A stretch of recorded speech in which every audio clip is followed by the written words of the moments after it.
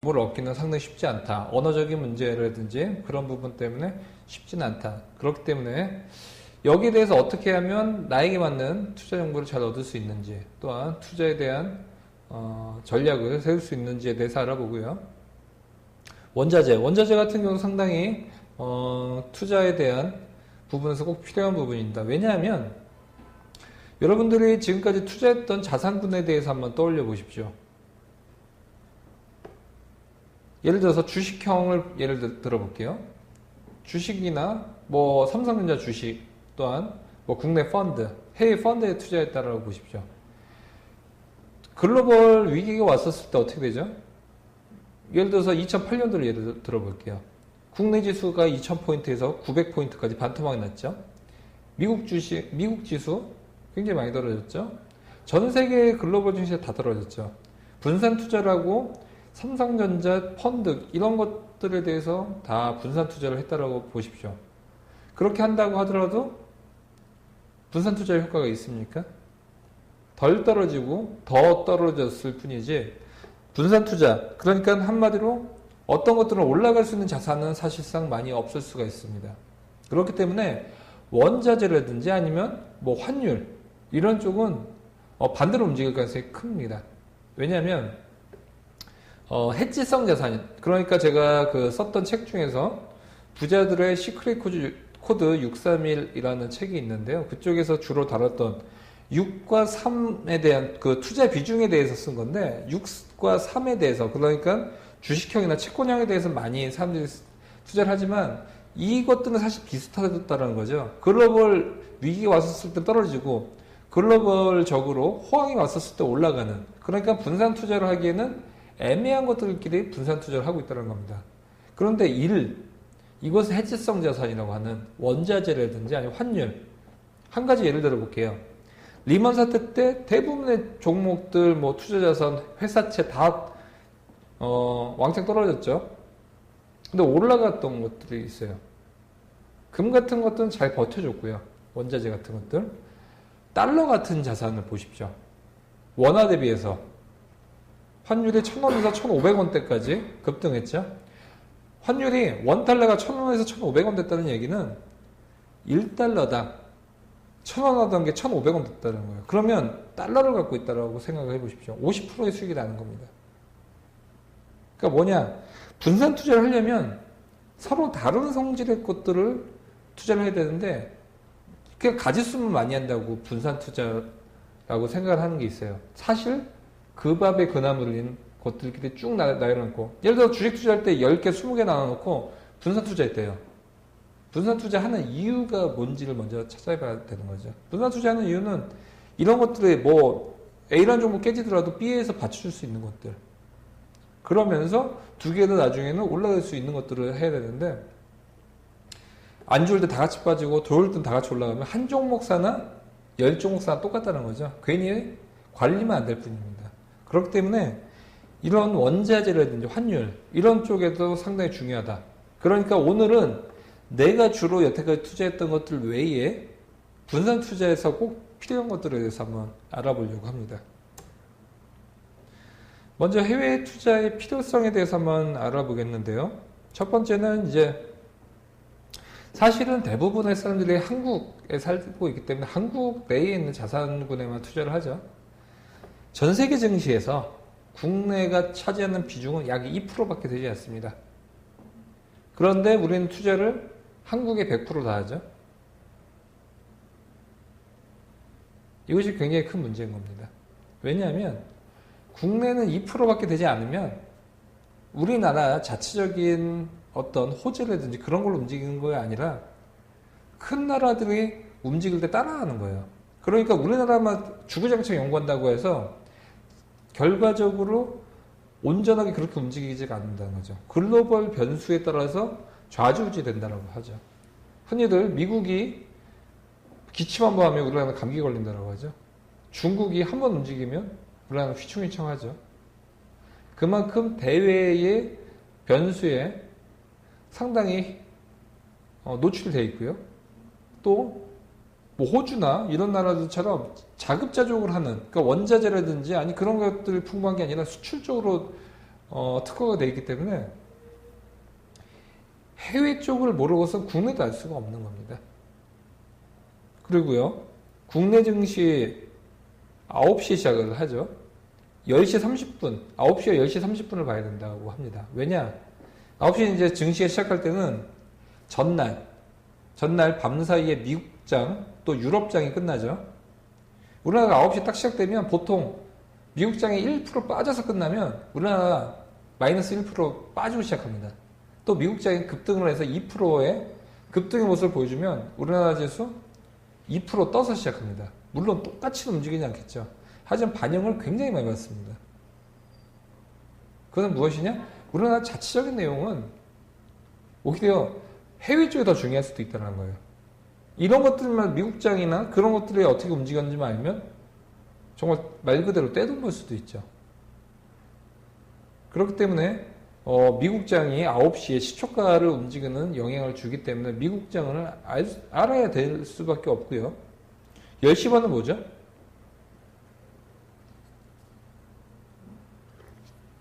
10시 반은 중국장이 시작을 하죠. 상해가 심천이 시작을 하는 시간입니다. 이때 9시에는 미국장이 오른 거예요. 그래서 한국 시장 좋게 시작을 하다가 갑자기 10시 반부터 빠지기 시작하는 거예요. 중국 예를 들어서 경제 지표가 안 좋게 나온 거예요. PMI 지수가 예상치보다 하회를 했다. 뉴스 보면 이런 얘기 많이 나오잖아요. PMI가 중요한 게 아니라 중국 지수가 발표를 하는데 보통 10시 반에 장시작과 동시에 발표를 하는데 안 좋게 나와서 중국 지수 빠져서 시작을 하면 갑자기 우리나라 지수 빠진다는 거예요. 그런데 한국 지장만 맨날 보는 거예요. 그럼 왜 빠지는지도 몰라요. 그러면 계속 보는 거예요. 빠지네 팔아야지. 올라가는 사야지. 반대로 투자를 하는 거죠. 왜 빠지는지 또 요인이 뭔지 그 요인이 바뀔 수가 있는 건지. 예를 들어서 중국장이 빠지는데 이 경제지표가 요번에만 안 좋고 다음부터는 턴을 할 것 같은 거예요. 그러면 빠질 때 사야겠죠. 반대로 지금 살짝 좋게 나왔지만 다음 달 정말 안 좋게 나올 것 같다. 그때는 중국장이 버티더라도 또 버텨서 한국장이 좋다라고 하더라도 조심해야겠죠. 이런 부분이 굉장히 중요하다라고 볼 수 있는 겁니다. 그리고 글로벌 넘버원 기업들은 대부분 해외에 있어요. 근데 우리나라에 상장된 기업들이 편하다고 해서 많이 투자를 하는데 사실은 대부분의 종목들은 이런 글로벌 넘버원 기업들의 부품을 납품한다든지 하청을 받는다든지 아니면 여기보다는 기술력이 많이 떨어지는데 2, 3위권을 하고 있는 거죠. 똑같이 따라한다든지. 애플이 스마트폰 만드니까 삼성에서 이제 따라서 만들고 그러다 보니까 LG도 따라서 만들고 그렇게 되는 거죠. 그런데 오히려 나는 글로벌 시장 잘 알면 글로벌 기업 자체의 주식을 살 수도 있는 겁니다. 그리고 가장 중요한 건데 해외를 잘 알면 국내 투자를 더 잘할 수도 있습니다. 이것은 이따가도 또 예를 들겠지만 해외 쪽 매출이 굉장히 늘어나는 거예요. 예를 들어서 나이키, 아디다스.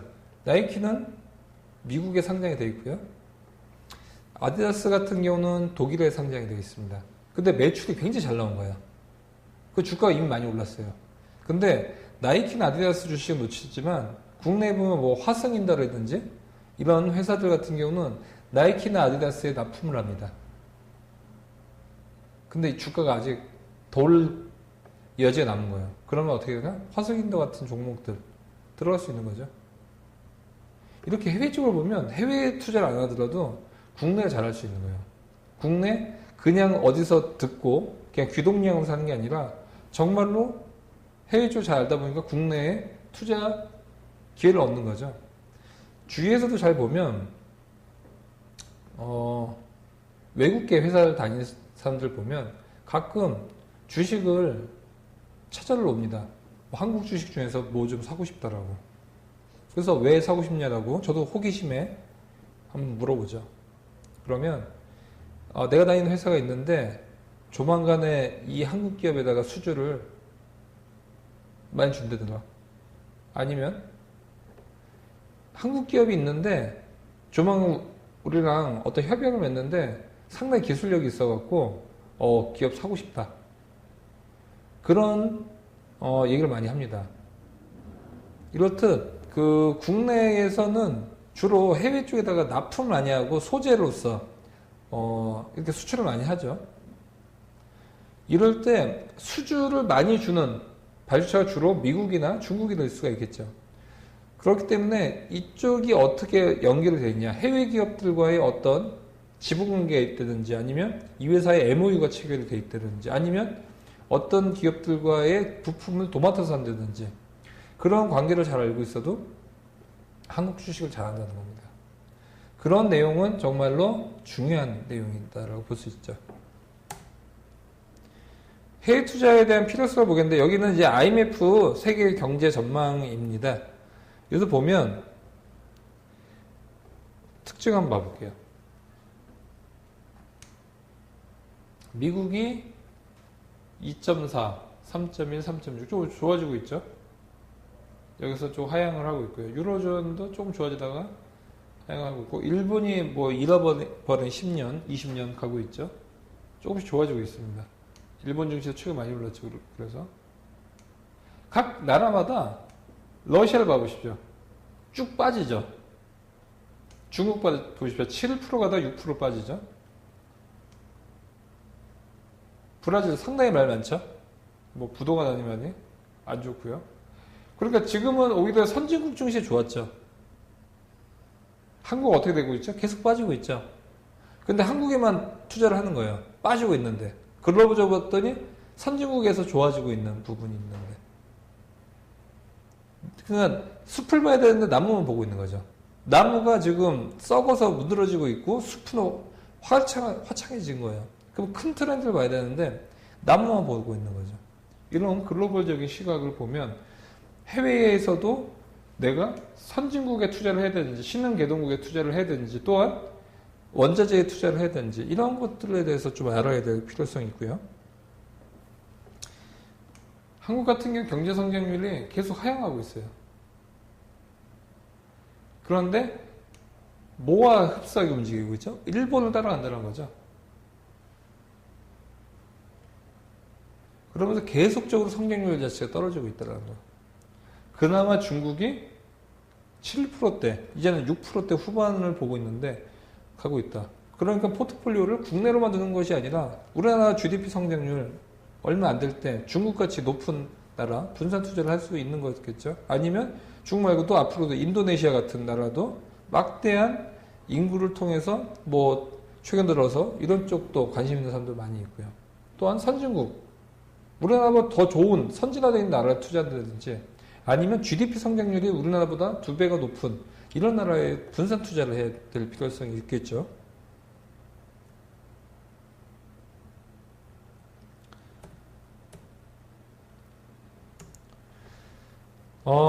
먼저는 이제 중국 주식에 대해서 좀 말씀을 드리겠는데요. 해외 투자처 중에서. 이제 한국에는 이제 강남 사모님이 유명하죠. 돈의 흐름 볼 때는 강남에서 큰 돈을 갖고 있는 사람이 많이 있죠. 예전에는 이제 제가 증권사 VIP 분들의 자금 관리를 했던 PB였지만, 전통적인 부자는 사실 강북에 있었죠. 성북구나 이런 쪽, 뭐 평창동 이런 단독주택인데 이제 뭐 100평형 넘는 그런 데 살고 있는, 지금 연세로 보면 한 1930년대 내외 정도의 분들이 상당히 많았었습니다. 제 고객들 중에서도 그랬고요. 근데 이제 1950년대 이후, 지금 보면 나이로 보면 한 60대 이하 분들 중에서 신흥부자라고 하죠. 그런 분들 같은 경우는 강남에 많이 사십니다. 강남에서 뭐 예전에 영화 보셨죠? 1970인가요? 그 예전에 이민호나 그 영화배우 나왔던 영화인데, 그래서 보면 황무지였던 강남 땅이 이제 정책으로 아예 이제 묶어서 굉장한 개발을 하면서 땅이 수백 배가 올랐죠. 그러면서 강남 부자들이 많이 탄생을 했는데, 여기서 보면 한국 강남 사모님, 이게 또 의윤화가 되어 있지만 정보가 굉장히 빠릅니다. 교육에 대한 정보도 빠르지만 돈에 대한 감각도 빨라요. 또 젊은 아줌마들끼리 모이다 보니까 네트워크도 좋고요. 그러다 보니까 이 돈들이 어디로 가고 있는지 좀 잘 봐야 되죠. 일본 와타나베 부인이라고 예전에 들어보셨습니까? 일본이 아까도 봤죠. 0%대 성장을 하다 보니까 엔캐리 트레이드라고 간혹 들어보셨을 겁니다. N, 일본 돈이죠. 캐리, 움직이다. 트레이드, 바꾸다죠. 엔화를 빼서 좀 더 성장률 높은 나라, 투자처에다 투자를 하는 거죠. 그것을 엔캐리 트레이드라고 하는데, 그때 나왔던 신조어가 와타나베 부인. 그러니까 뭐냐, 김씨 아줌마 같은 와타나베 부인이라고 하는데, 이쪽에 대한 자금의 흐름이 글로벌적으로 굉장히 크게 움직였던 거예요. 일본에서 막대한 돈이 나오다 보니까 엔이 어떻게 됐죠? 약세가 되고 계속적으로 빠져나가고 있는 거죠, 자금이. 그러고 해외로 이 자금의 동향에 의해서 막대하게 증시의 움직임이 있었고요. 투자처도 이 자금들이 빠져나갔을 때 상당히 크게 움직였죠. 그런데 이제는 봐야 되는 게 중국엔 왕서방의 자금이다라고 볼 수 있죠. 뭐 흔히들 지금 뉴스를 보면 뭐 지금 현재 제주도 땅을 중국인들이 엄청나게 사고 있죠. 지금 뭐 몇십 년 만에 몇백 배가 중국인들 소유한 토지가 올랐죠. 지금 제주도를 가보시면 땅값이 엄청나게 올랐어요. 특히나 그 해안가가 있고 제주도는 섬이기 때문에 내륙인데 해안가가 굉장히 비싸죠. 그런 쪽을 중국 사람들의 자금이 굉장히 많이 들어오고 있고요. 지금 현재 국내 서울 쪽이나 이런 쪽도 보면 간혹 한자로 써져 있는 건물들을 볼 수가 있는데 그게 다 중국 자금이 들어와서 샀다라고 볼 수가 있죠. 중국은 이제 하이난섬이라고 해서 중국 남쪽에 있는 섬인데 그쪽 이제 제주도처럼 남쪽에 있는 섬인데 그쪽도 해안가의 가격이 굉장히 비싸요. 그 대륙에 있는 그 가격보다 훨씬 더 많이 올라가는데 제주도가 비슷한 느낌인데 거기보다 훨씬 더 아직까지도 저평가되어 있다고 생각해서 중국에서 자금이 계속 들어오고 있습니다. 또한 중국 사람들이 지금 그 뉴욕 맨하튼이 제일 전 세계적으로 부동산 가격이 제일 세죠. 그쪽 주요 도시들 주요 빌딩을 중국 사람들이 다 사고 있습니다. 이 사람들의 살고 있는 것들, 그리고 최근 들어서 국내 게임 회사들, 제약 회사들 보면 주가가 요동칠 때가 많은데 중국 회사가 M&A를 한다든지 사버리는 거죠, 아예. 또 기술력이 좋죠. 게임 회사나 인력을 뭐 우리나라에서 예를 들어서 연봉 5천만 원 받는 게임 회사 직원입니다. 이런 사람은 연봉 2억, 3억 주고 데려옵니다. 자체 개발 다 빼놓고요. 얼마 전 뉴스에서 있었죠. 반도체 회사 직원이 형사처벌을 받았는데 원천 기술을 국내 원천 기술을 빼오려다 걸렸죠. 중국에서 왜냐하면 5억 줄게 빼와 라고 하면 누구나 한 번쯤 흔들릴 수 있겠죠. 그런 경우도 굉장히 많았고요. 그렇기 때문에 이 막대한 자금이 어디로 흘러가고 있는지를 한번 잘 봐야 됩니다. 근데 최근에 중국이 증시 부양하려고 중국 증시를 부양하기 위해서 리커창 총리가 많은 그런 부분을 쓰고 있고요.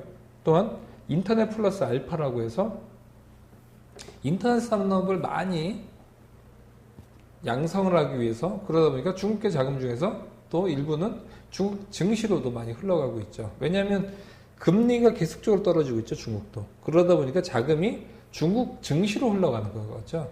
우리나라도 2000년대 초반까지는 그 금리가 높았죠. 뭐 얼마 전에 응답하라 1988인가요? 거기서 보면 뭐 은행 포스터가 나왔었나 그랬던 것 같은데 그때 시대에는 금리가 10%가 넘었었죠. 중국도 마찬가지입니다. 10%가 넘는 금리대에서 지금 계속적으로 금리가 빠지고 있다 보니까 우리나라도 어떻게 되죠? 만기 때 은행 예금 또 들려갔더니 뭐 2%밖에 안 주죠. 그러면 드는 생각이 더 이상 은행에 돈을 놔두면 안 되겠구나. 누구나 그런 생각이 들죠. 그러면 조금 더 수익률 높은 쪽으로 움직이고 있는데 중국도 현재 그런 상황이 될 수가 있기 때문에 계속적으로 그 증시를 올릴 수 있는 그런 여지가 있고요. 지금 중국 주식 10년이면 강남아 아파트 산다라는 뭐 책 제목도 있고요.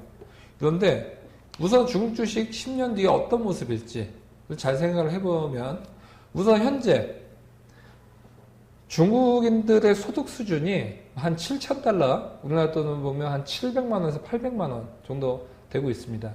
근데 2020년도까지 중국인들 평균 소득을 2배까지 늘릴 계획입니다. 그러면 중국인들 그 14만 명의 사람들을 먹고 마시는 것들을 소득이 2배가 늘면 어떻게 되죠?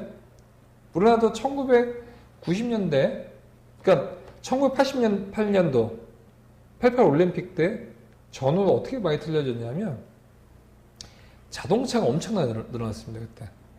그때 우리나라 소득이 이제 10,000불을 넘어가면서 그러니까 사람들이 돈이 생기면 하는 습성은 전 세계가 다 똑같습니다. 돈이 내가 1년에 1,000만 원이 넘게 벌기 시작하면 차를 삽니다.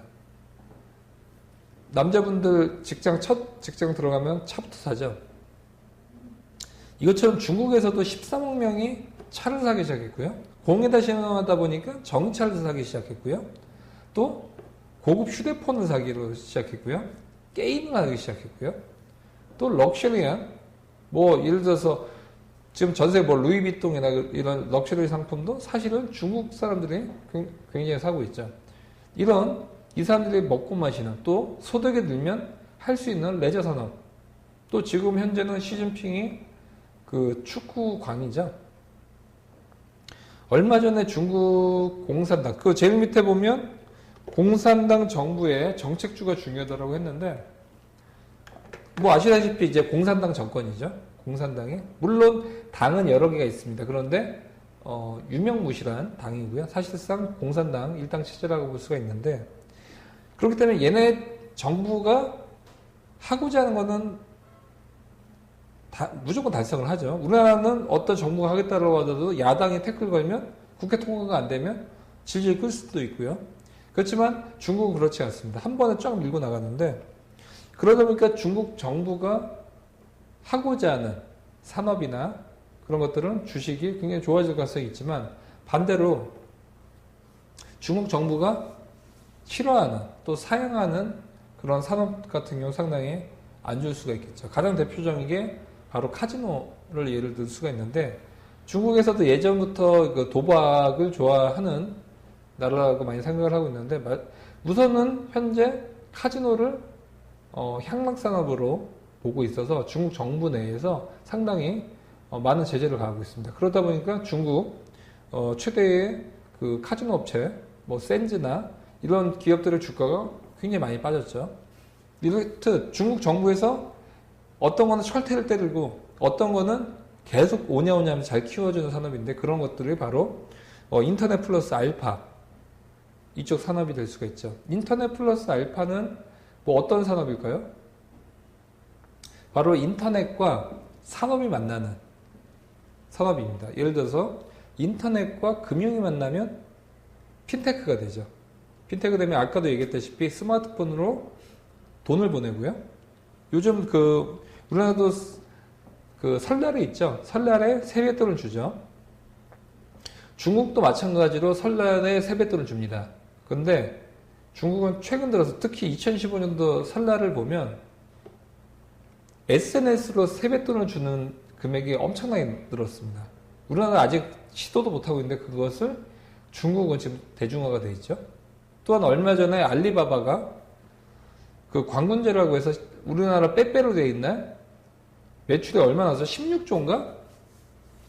작년 매출의 반을 하루 동안에 올렸던 부분인데, 그것이 전자상거래, 핸드폰이나 온라인 통해서 다 소비를 한 거죠.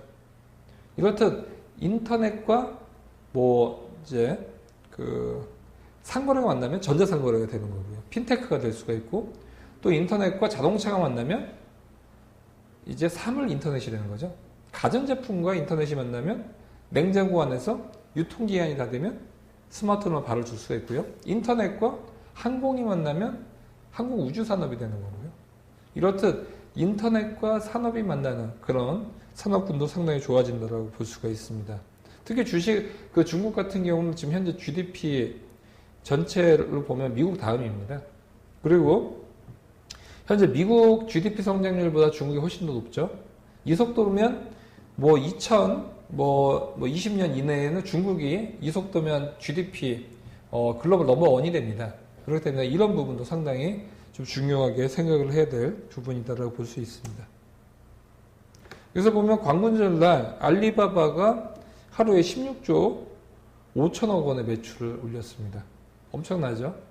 이런 중국인들의 소비, 그러니까 전 세계에서 뉴스 나오죠. 중국 위험하다 나오는데 사실 중국의 소비는 살아있다는 거죠. 그리고 위험하다 하고 있는 미국 같은 경우는 GDP 성장률 택도 없이 낮게 나오고 있죠. 잘 나와봤자 3%, 2%대 나오고 있는데 중국이 현재 7%에서 6% 왔다 갔다 하고 있죠. 엄연하게 GDP 성장률이 훨씬 더 높은 나라라고 볼 수가 있고요. 대신에 그런 부분은 리스크를 잘 보셔야 됩니다.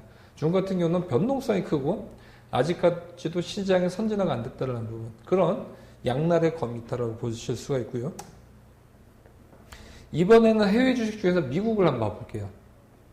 중국은 성장한 나라, 또한 공산당 정부의 정책주, 또 13억 명이 넘는 막대한 인구의 소비, 이런 쪽을 잘 봐야 되고요. 미국은 뭐니 해도 글로벌 넘버원의 국가고요. 선도를 하고 있습니다. 리딩 나라라고 볼 수가 있는데, 그렇기 때문에 여기서는 정책주나 그런 것보다는 개별적으로 글로벌에서 탁월하게 기술력이 좋은 그런 기업들을 한번 봐봐야 될 필요성이 있죠.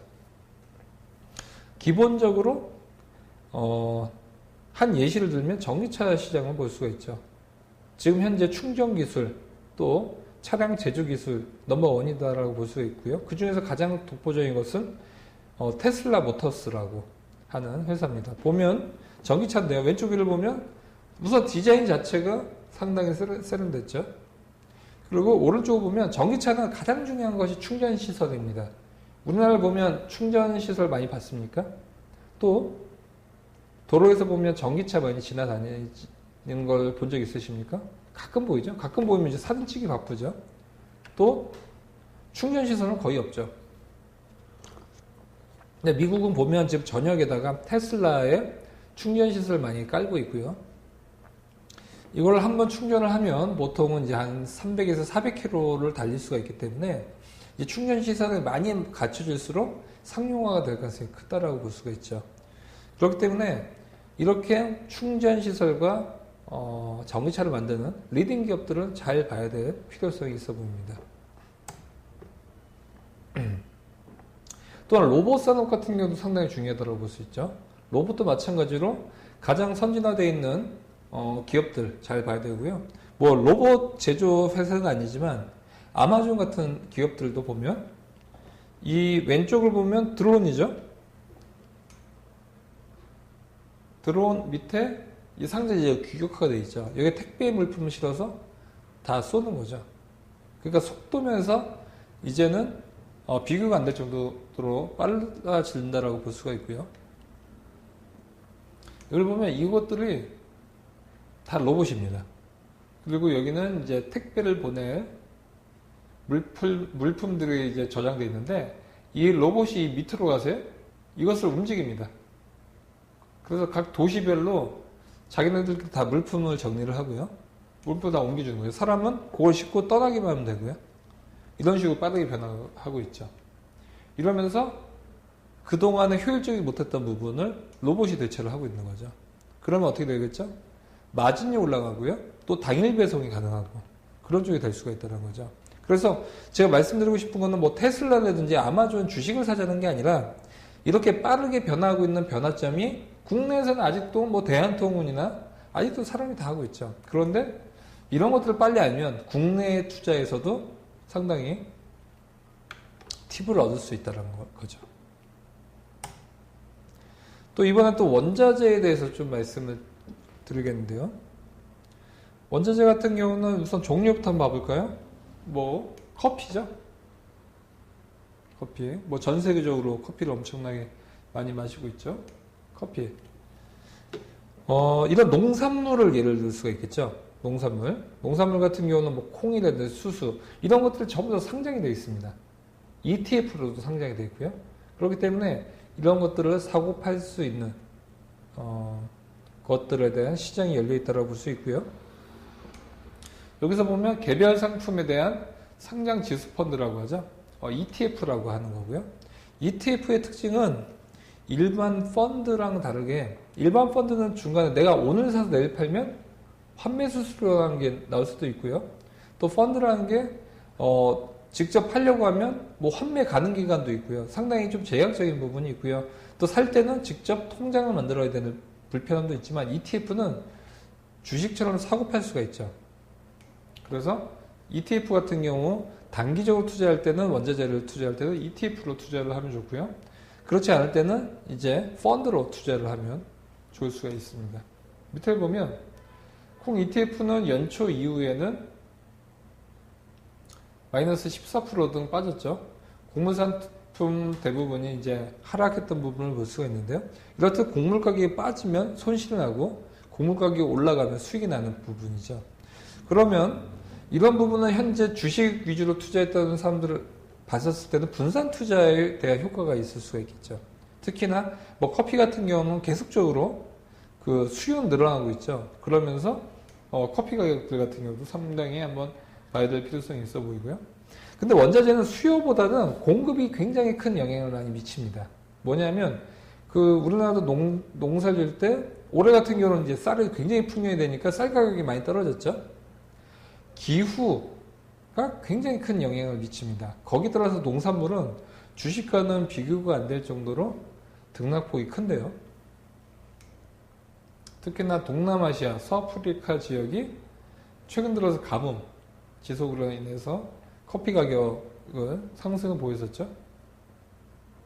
하는데 국내 같은 경우는 상장 상품이 없습니다. 그렇기 때문에 해외 상장 투자에 대해서도 봐야 되고요. 이런 것들은 나중에 또 그 실전 투자 시간에 좀 말씀을 드리도록 하고요. 그 다음에 금펀드도 볼 수가 있죠. 금, 은 같은 경우도 예를 들 수가 있는데 최근 들어서 구리 가격 같은 게 많이 떨어지고 있고요. 이것도 마찬가지예요.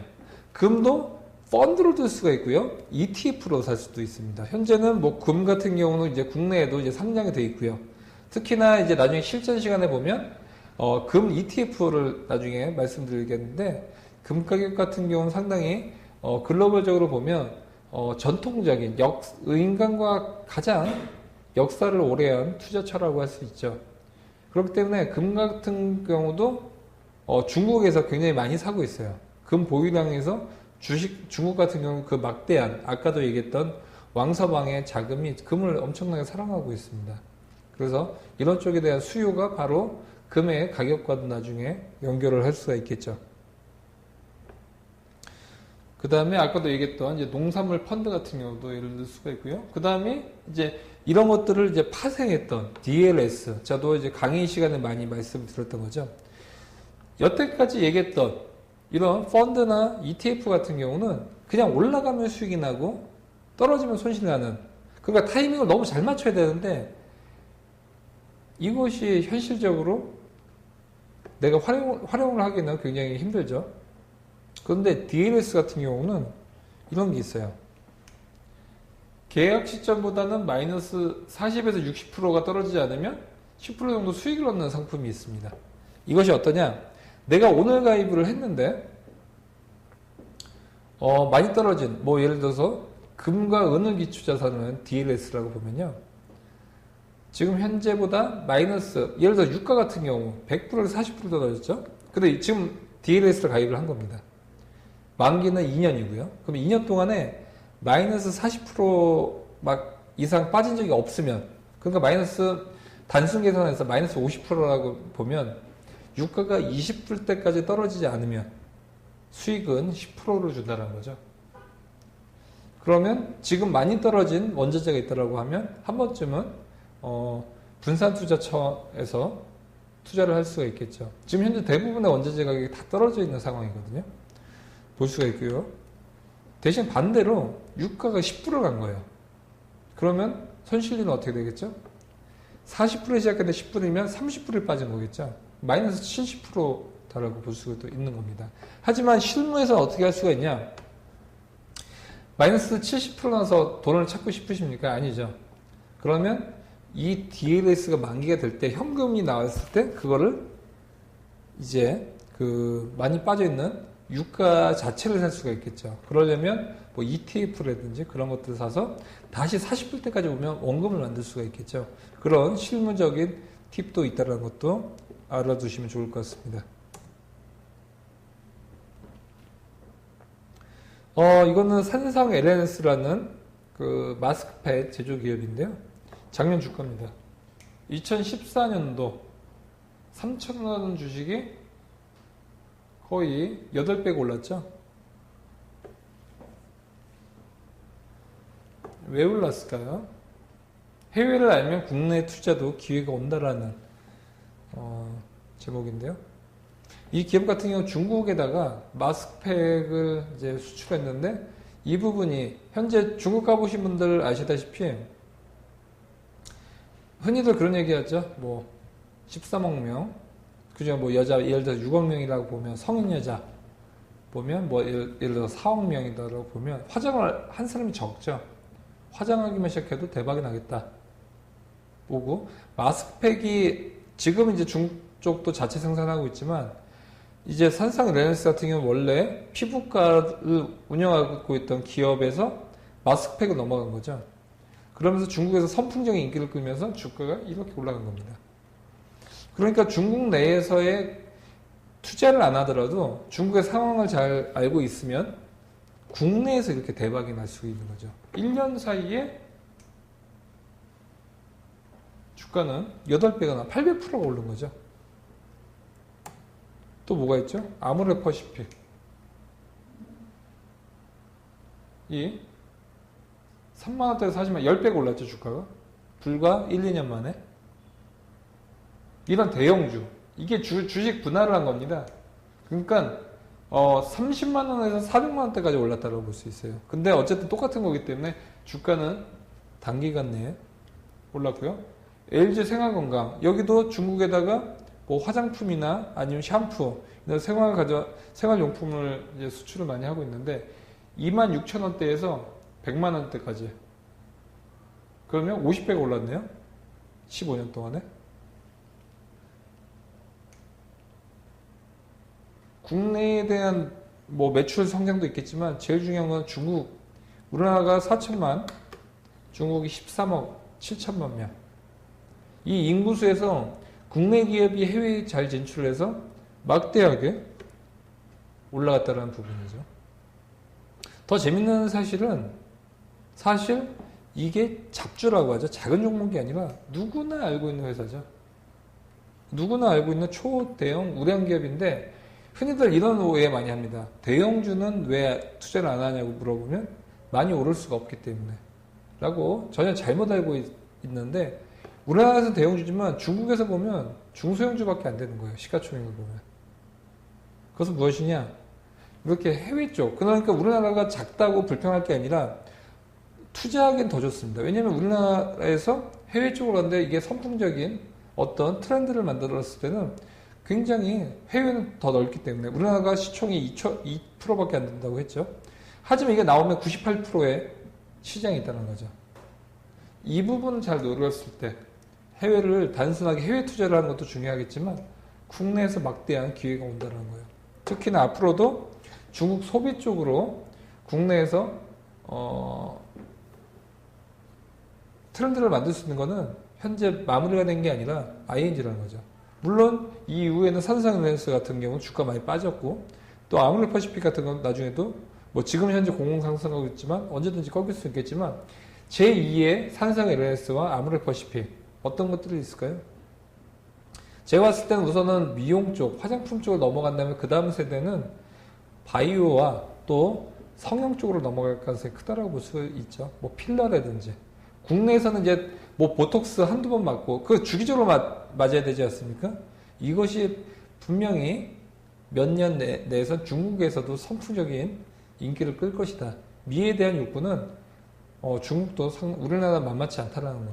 또 한국 연예인들이 중국을 많이 넘어가 있죠. 연예인 기획사 종목들이라든지 아니면 국내 영화나 드라마 제작 이런 쪽도 상당히 좋아질 가능성이 크겠죠. 그러니까 과거를 따라가기보다는 예측을 많이 해야 되는데 지금 이제 현재 단순하게 화장품 마스크팩으로는 조금은 쉽지는 않겠다. 레드오션 되고 있다는 거 아셔야 될 것 같습니다. 이제 주의점에 대해서 좀 말씀을 드리겠는데요. 해외 주식 직접 투자할 때는 양도소득세가 있습니다.